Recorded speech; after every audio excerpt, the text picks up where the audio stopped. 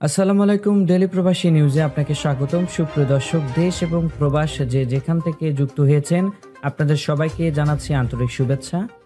সুপ্রিয় দর্শক, আজকের খবরে আলোচনায় থাকছে সৌদিতে আরও কর্মী পাঠাতে আগ্রহী বাংলাদেশ, ৬৯,০০০ প্রবাসী পাসপোর্ট ইস্যুতে আলোচনা।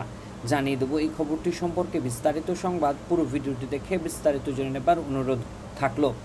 বাংলাদেশ থেকে আরও জনশক্তি নিতে সৌদি সরকারের প্রতি আহ্বান জানিয়েছে স্বরাষ্ট্র উপদেষ্টা লেফটেন্যান্ট জেনারেল আবু মোহাম্মদ জাহাঙ্গীর আলম চৌধুরী। বর্তমানে সৌদিতে ৩২ লাখ বাংলাদেশি কর্মরত রয়েছে, যা ৪০ লাখে উন্নীত করতে তিনি সৌদি সরকারের সহযোগিতা কামনা করেন। ৯ এপ্রিল সচিবালয়ে সৌদি আরবের বিদায়ী রাষ্ট্রদূতের সঙ্গে সৌজন্য সাক্ষাৎকালে এই আহ্বান জানান তিনি।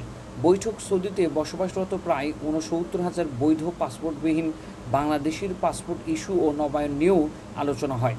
রাষ্ট্রদূত জানান, সৌদি আরবে বৈধভাবে বসবাস ও চাকরির জন্য পাসপোর্ট থাকা বাধ্যতামূলক। এই বিষয়ে আগেই সৌদি সরকার বাংলাদেশকে অনুরোধ জানিয়েছে আসছিল। উপদেষ্টা জানান, ইতিমধ্যে এই বিষয়ে একটি প্রোটোকল স্বাক্ষরিত হয়েছে এবং বাংলাদেশ সরকার পূর্ব সহযোগিতা করবে। বৈঠকে স্বরাষ্ট্র ও পররাষ্ট্র মন্ত্রণালয়ের ঊর্ধ্বতন কর্মকর্তা উপস্থিত ছিলেন।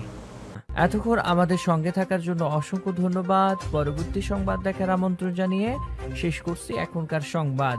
প্রতিদিন সৌদি আরবের গুরুত্বপূর্ণ খবর জানতে ডেইলি প্রবাসী নিউজ ইউটিউব চ্যানেলটিকে সাবস্ক্রাইব করে পাশে থাকা বেল বাটনটি প্রেস করে দিন, যাতে করে সৌদির পরবর্তী কোনো খবর মিস না করেন।